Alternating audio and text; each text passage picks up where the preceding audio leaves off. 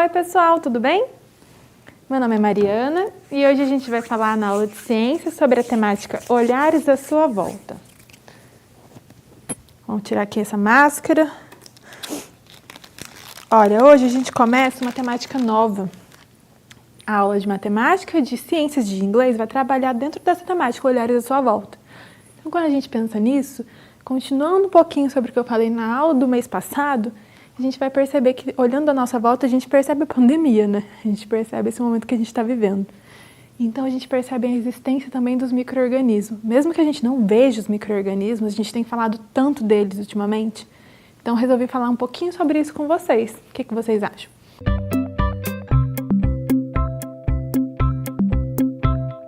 Na aula do mês passado, a gente trabalhou os micro-organismos decompositores, lembra? Como eles são muito bons para o nosso ecossistema, porque eles fazem a reciclagem dos nutrientes.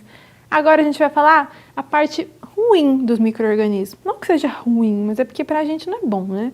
As doenças, como eles podem impactar de forma negativa no ecossistema. Isso acaba sendo um controle, né? Se a gente for olhar com um olhar científico, é um controle.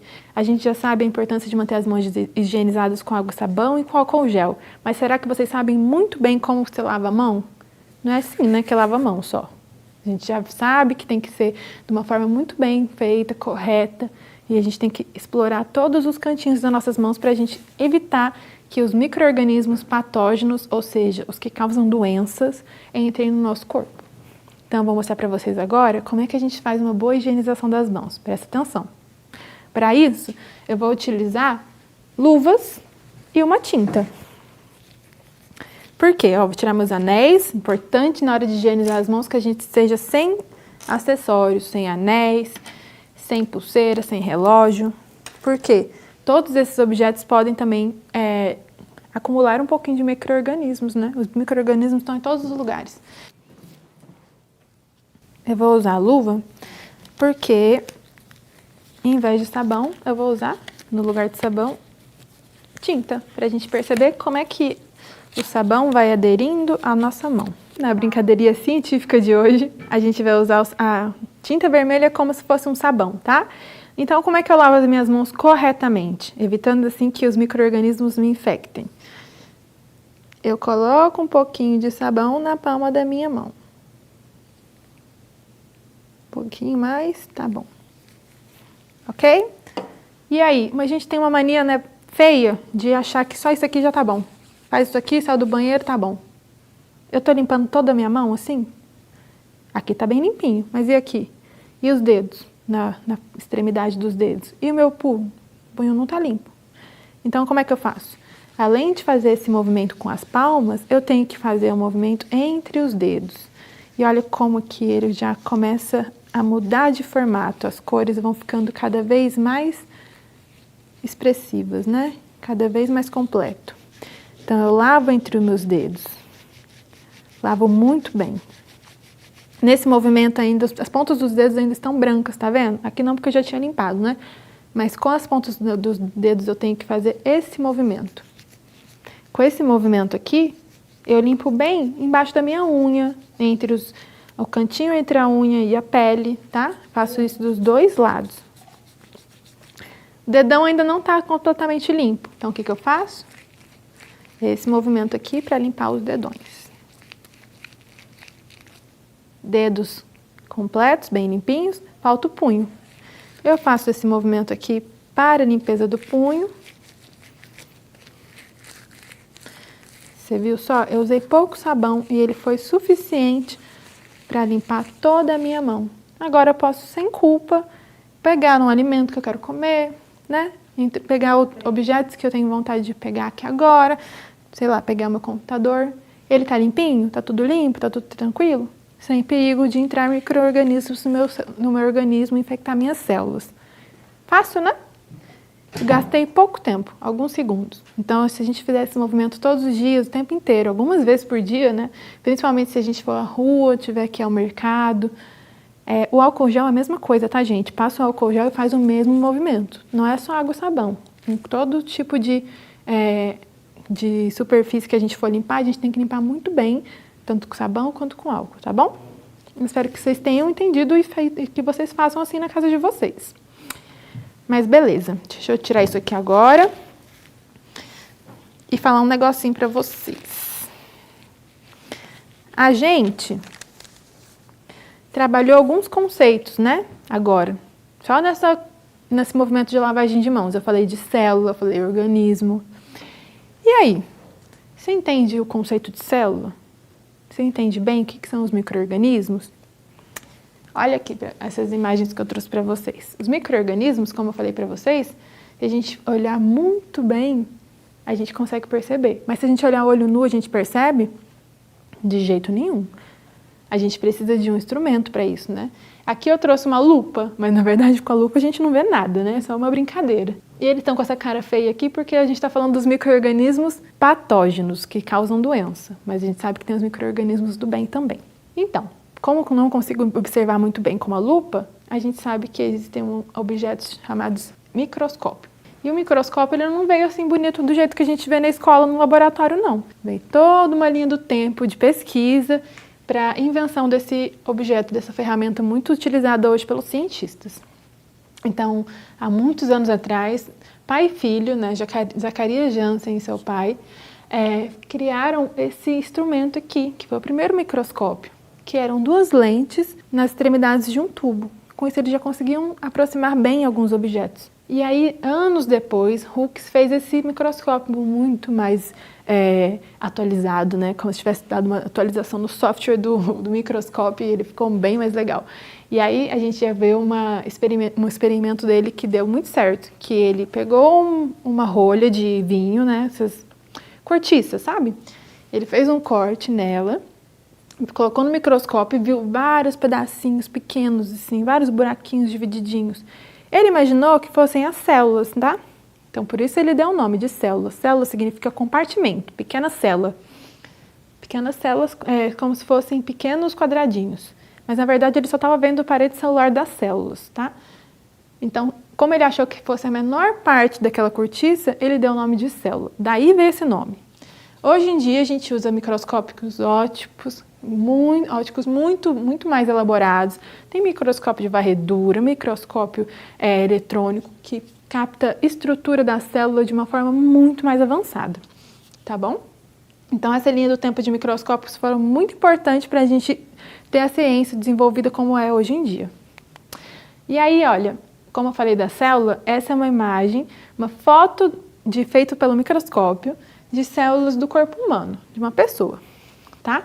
Essa imagenzinha letra A primeira da esquerda, mostra o núcleo em roxo. Ele não é roxo de verdade, tá, gente? É uma coloração que foi colocada ali. E aí, se a gente vê para a letra B, a gente vê mais ou menos um esquema de como é uma célula, né, basicamente. Então, basicamente, a célula tem três estruturas principais, que é o núcleo, né, o núcleo é onde guarda o DNA, o material genético tão importante que guarda as informações do nosso corpo, das nossas células. Tem a membrana plasmática, que é essa linha no redor da célula, que ela controla o que entra e o que sai da célula, é como se fosse uma capa protetora. E o citoplasma. O citoplasma é uma substância gelatinosa muito constituída de muita água, por onde ficam todas as organelas, as substâncias que a célula produz. É muito importante. E aí, lembra que eu falei que os microscópios foram atualizados, que eles estavam super potentes hoje em dia? Então, na letra A, aqui, a primeira imagem lá em cima, eu tenho uma imagem de um microscópio de luz que ele consegue aumentar 1000 vezes a imagem. Então, ali tem células aumentadas 1000 vezes, tá? E aí a gente consegue perceber o quê? Pouca estrutura da célula, né? Elas viram, não é uma célula tão específica assim. A gente olha, tá escrito que é glóbulo vermelho, a gente acredita. Aí na letra B eu já tenho um microscópio eletrônico de varredura. Ele aumenta em 2500 vezes a imagem, ou seja, já aumenta muito mais do que o primeiro.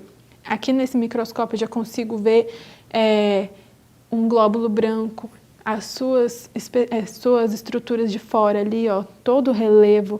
Ali eu tenho um glóbulo vermelho, né, que é a célula que carrega o oxigênio, o gás carbônico, a célula do meu sangue, né, do seu sangue também. Então, é um microscópio que já traz mais informações, né? E no C, eu tenho um microscópio ainda mais potente. Ele consegue aumentar a imagem em 5000 vezes, tá? E aqui eu já consigo observar as estruturas que existem dentro do glóbulo branco, que é a célula de defesa do sangue, tá? Então, aí a gente já tem 3 exemplos de microscópio que a gente consegue estudar hoje em dia.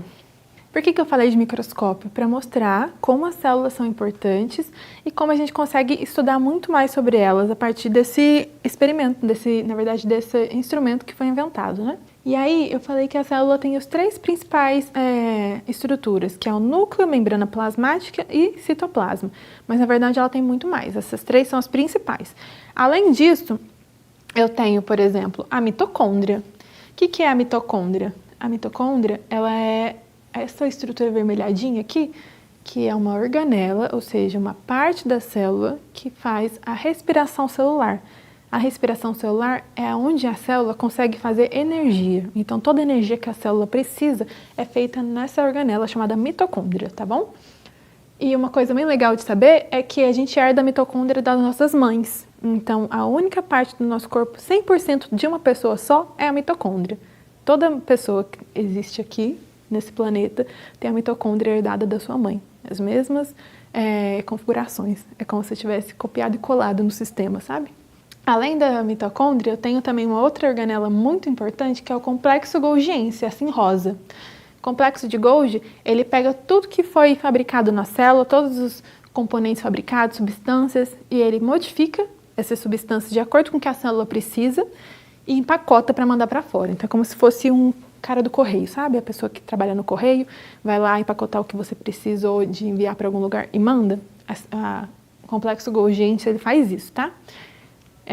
Falando de maneira muito básica, obviamente. A membrana plasmática é tão importante, gente, é como se fosse o porteiro da célula. O que o porteiro faz? Ele controla quem entra e quem sai em algum lugar, né? E ele deixa qualquer pessoa entrar e sair? Não, provavelmente ele vai ter um controle muito específico. A membrana plasmática faz isso. O que a célula precisa que entre? Às vezes ela precisa de água, de sais minerais, né?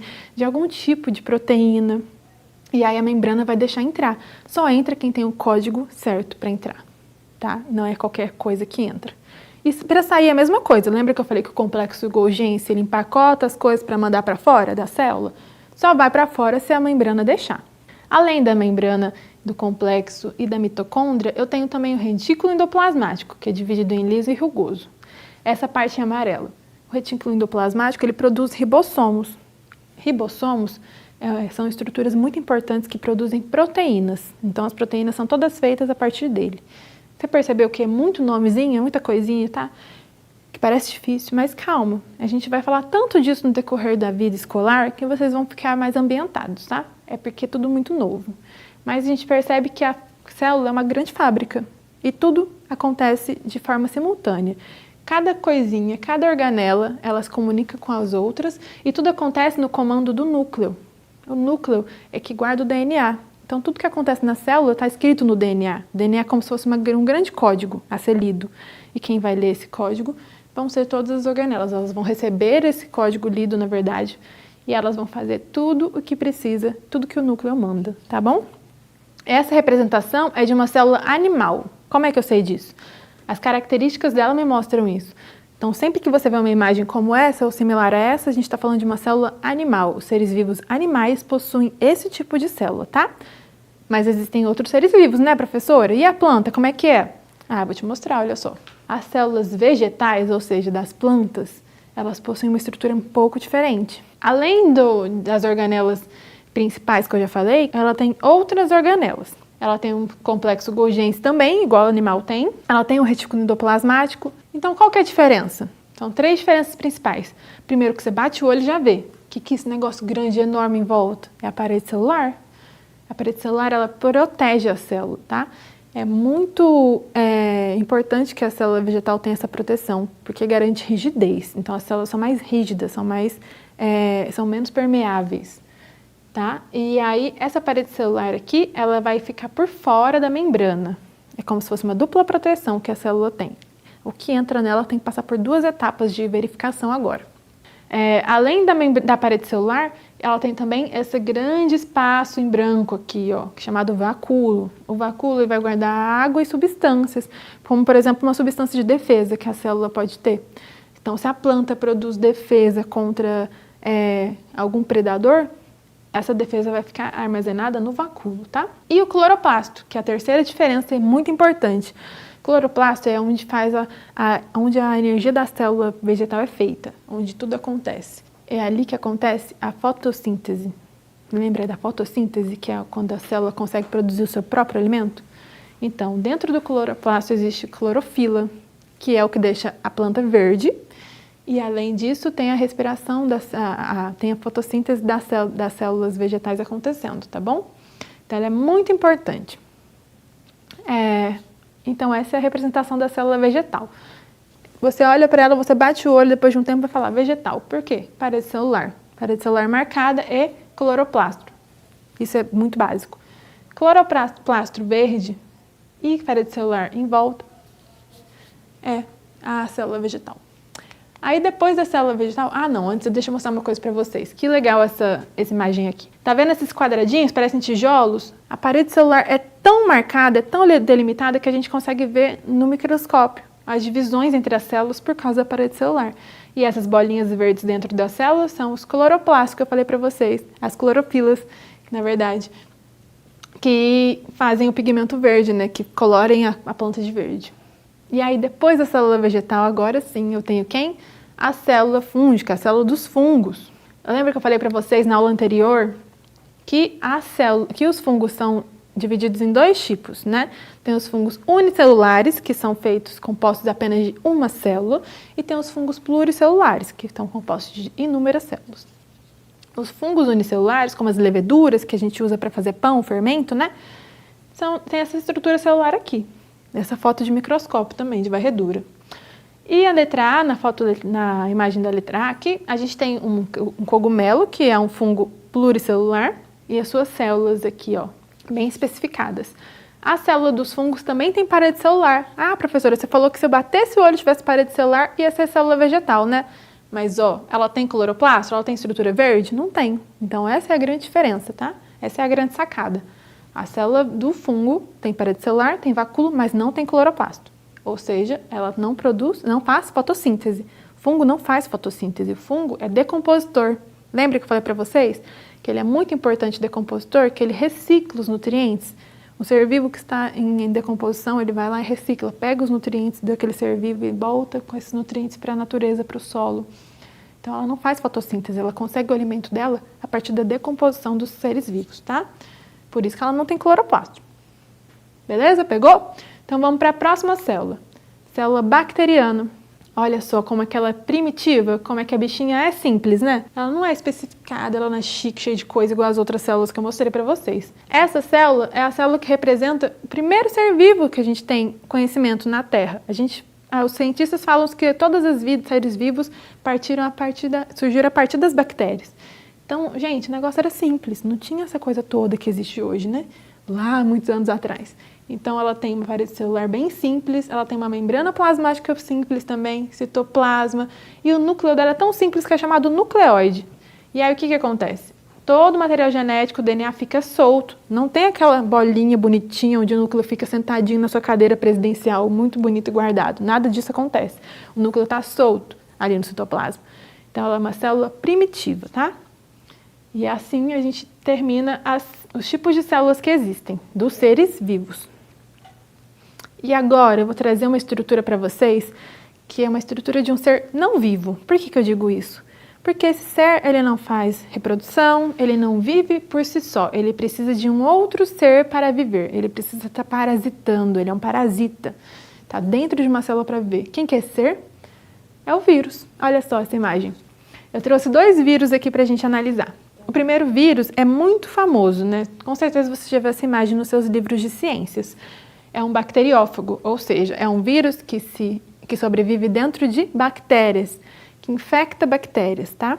E o segundo vírus é um vírus também muito conhecido, o HIV, que causa a doença AIDS, tá?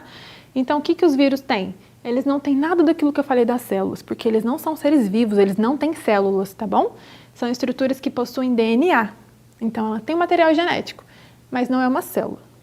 Então, ele tem toda essa estrutura com uma cápsula proteica que guarda o DNA bem guardadinho. Tem fibras proteicas, ele é quase todo feito de proteína, tá, gente? Tá vendo esse envelope em volta aqui dele? Todas essas cápsulas que existem, aqui são todas proteínas, ó, na pontinha de cada palitinho desse. E são essas estruturas que conseguem penetrar dentro das células que ele vai parasitar. Então, por exemplo, o fungo bacteriófago, esse primeiro aqui da imagem, ele vai chegar perto da bactéria, da célula bacteriana, e aí dentro dessa fibra proteica aqui, ó, ele vai conseguir acoplar, isso aqui vai colar na parede celular da bactéria, e aí ele vai introduzir o DNA lá dentro. O DNA dele vai misturar com o da bactéria. E aí lembra que eu falei que o DNA é uma mensagem muito grande que vai ser lida e produzir coisas que a célula precisa? Pois então, ele coloca uma mensagem que estava dentro dele, e a mensagem dizia: fabrique mais vírus como eu. E aí a bactéria, ao invés de ficar bem e cumprir a vida dela, ela vai começar a produzir vírus dentro dela. Mais vírus e vírus e vírus vão crescendo ali dentro até que ela vai se expandir, vai quebrar, vai explodir. E aí os vírus que estavam ali dentro se multiplicando vão para outras e outras bactérias, outras células, infectar outras células. Esse vírus aqui, que é o vírus da HIV, ele faz isso com as nossas células de defesa dos seres humanos. Então, ele entra em contato com a sua célula de defesa, que é a sua célula protetora, que mata as doenças do seu corpo, e ele começa a matar uma a uma. Como é que ele faz isso? Ele entra dentro da célula e se multiplica ali dentro. Eu costumo dizer que os vírus se multiplicam, eles não se reproduzem, porque quem reproduz é ser humano, ser vivo, na verdade, né? É por isso que eu falo assim, mas caso você se sinta mais à vontade falando que ele está se reproduzindo, não tem problema. Eu falo isso porque eu acho que condiz. Então, vamos lá. Ele faz essa multiplicação de vírus dentro das células, por isso que eu chamo ele de parasita intracelular obrigatório. Ele só consegue se multiplicar dentro de uma célula, tá bom? Então, agora a gente vai ver as doenças que esses seres vivos e não vivos que a gente acabou de estudar produzem no nosso ecossistema, nos nossos organismos. Tá? Vamos começar pelas bactérias patógenas. Lembra que eu falei que patógeno é aquilo que causa doença? Então, vamos começar falando das bactérias que causam doenças. Lembrando que existem bactérias boas e ruins, né? Por exemplo, as bactérias que estão dentro do nosso intestino, elas são muito boas, porque elas ajudam na digestão dos alimentos. Lembra dos lactobacilos vivos que vêm dentro do Yakult? Então, são bactérias que ajudam a fazer a digestão, a quebrar as proteínas do leite. Então, são bactérias do bem. Mas também existem bactérias do mal, bactérias ruins que causam doenças, né? E elas podem causar doenças a partir de água contaminada, alimentos contaminados, uma infecção hospitalar, tá? Então, por isso que a gente tem que higienizar muito bem os alimentos antes de consumir, higienizar nossas mãos. É importante que a gente tenha esse costume muito bem feito para a gente evitar certos tipos de bactérias causando doenças, tá? Então, vamos começar com uma doença bacteriana, que é a tuberculose. Alguém já ouviu falar de tuberculose aí? Tenho certeza que sim, né? Então, a tuberculose é uma doença bacteriana infecciosa transmitida por gotículas que estão no ar, fluidos corporais, como a saliva, tá? Então, a gente está tossindo, espirrando, passa tuberculose, se a pessoa estiver contaminada, né? Ela é considerada uma doença rara. Por quê? Porque tem vacinação para tuberculose. Então, hoje, no Brasil, a gente tem uma campanha de vacinação do SUS, onde as pessoas conseguem se prevenir dessa doença. Então, algumas pessoas podem ser que não tenham sintomas com a tuberculose, mas os sintomas geralmente são tosse, pode sair sangue nessa tosse, perda de peso, sudorese noturna e febre. O tratamento é bem simples, tá? Então, para os pacientes que não têm sintomas, geralmente ele não é necessário. Esses pacientes eles não vão precisar do tratamento, mas com os sintomas manifestando em alguns outros pacientes, você precisa de um tratamento que vai durar muitos e muitos meses com antibióticos. Então é muito importante a gente tomar vacina da tuberculose. Enfim, vamos começar agora falando dos fungos patógenos, né? Que são os fungos que causam doença.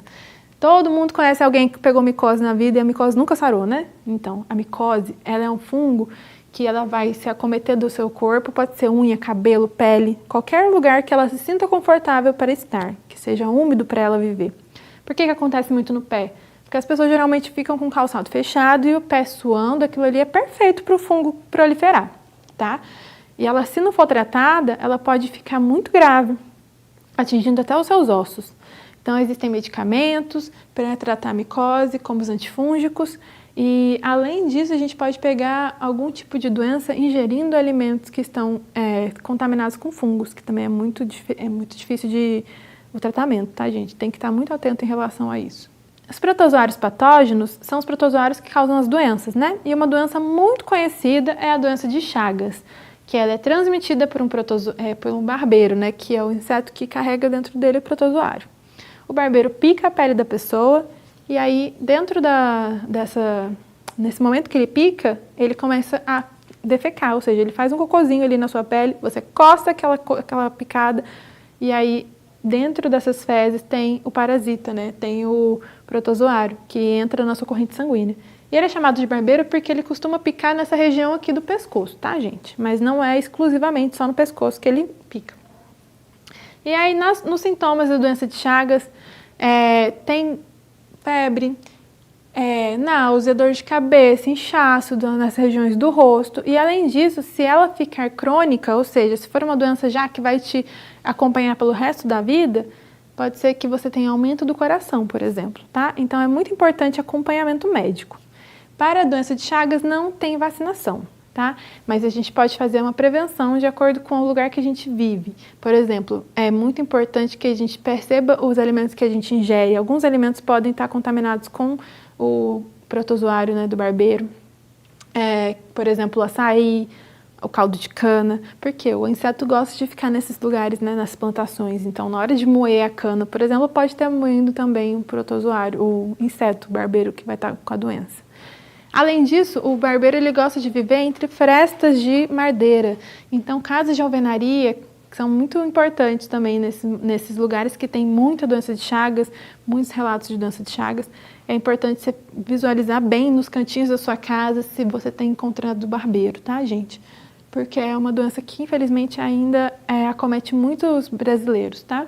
E a malária também é uma doença muito famosa, que é contágio a partir de um protozoário, né? O mosquito pica a pele da pessoa, passa o protozoário para a pessoa e todos esses sintomas que eu trouxe aqui acontecem. O que eu faço para prevenir que a malária aconteça? É a mesma coisa que a dengue, gente. Evitar que existam focos onde os insetos consigam proliferar. Água parada é um ótimo lugar para se colocar um ovo de um mosquito. Então, atenção em relação ao lugar que você vive, tá bom? E as doenças virais. Uma doença viral que é muito famosa, muito conhecida, é a gripe. A influenza, né, que é o vírus da gripe. Então, a gripe, gente, mesmo que a gente ache que é uma doença muito simples, muito comum, ela pode matar muito. E a gente tem campanhas de vacinação. Diariamente, o governo faz esse tipo de distribuição de material, no SUS também, para a gente ficar atento à vacina, tá? Porque, infelizmente, essas doenças que eu tô falando ainda matam porque algumas pessoas não se vacinam. Tem o gripe, sarampo, que também é uma doença viral que ainda mata muito, e tem vacina para ela. E a próxima que eu vou trazer para vocês é a AIDS, que não tem vacina. Então, a gente sabe que o HIV é um vírus que a gente tem que cuidar muito. E eu trouxe essa imagem aqui para mostrar como pega a AIDS e como não pega a AIDS, porque as pessoas têm um preconceito muito grande com os doentes, né, com as pessoas infectadas pelo HIV. Então, aqui você preste muita atenção nessa imagem e visualize isso aqui, guarda no seu coração, porque a AIDS ela é uma doença que torna as pessoas um pouco mais sensíveis em relação às outras doenças. Ela está com o sistema imunológico, tá? Ela vai deixar a pessoa mais suscetível a ficar doente. Então, existe o controle hoje, existem remédios para diminuir a carga viral. As pessoas vivem uma vida normal, tá? Então, não existe nenhum motivo para ter preconceito com quem é aidético. E a pessoa que ela tem AIDS, ela está desenvolvendo a doença do HIV. Ela pode ser que não tenha AIDS, ela pode ter um portador de HIV que não tenha AIDS, ou seja, está controlando os vírus dentro do corpo dela. Não chega a zero, mas diminui muito a quantidade de vírus. Então a pessoa consegue ter uma vida normal. E o HPV, que é muito importante, a vacinação do HPV para jovens até 14 anos, é pública a vacinação, acontece pelo SUS, é gratuito. E a gente percebe que muitos adolescentes não têm tomado a vacina do HPV por conta de pouco conhecimento em relação à doença mesmo. É uma doença que ela se propaga por relação sexual desprotegida. Então, se você se protege desse HPV aos 14 anos, você evita de ter contato com esse vírus que pode causar até doenças de colo de útero, câncer de colo de útero nas meninas, né? O HPV ele tem vários tipos e aí as vacinas que existem públicas pelo SUS, elas são para os tipos mais graves, tá bom? Depois que você sair dessa fase dos 14 anos, você tem que pagar uma média de R$ 1.500 a R$ 2.000 para tomar as vacinas. Então é importante tomar na época que você pode. Aproveita que você pode. Eu já não posso mais, então aí tem que pagar.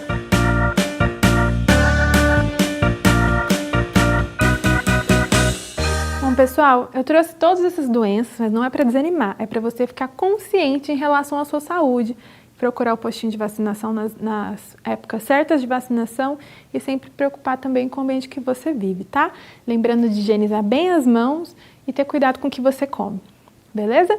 A gente se encontra na próxima, um beijo e tudo de bom. Não esqueça de entrar no portal da Escola em Casa e fazer as atividades que eu deixei lá, tá bem? Tchau, tchau!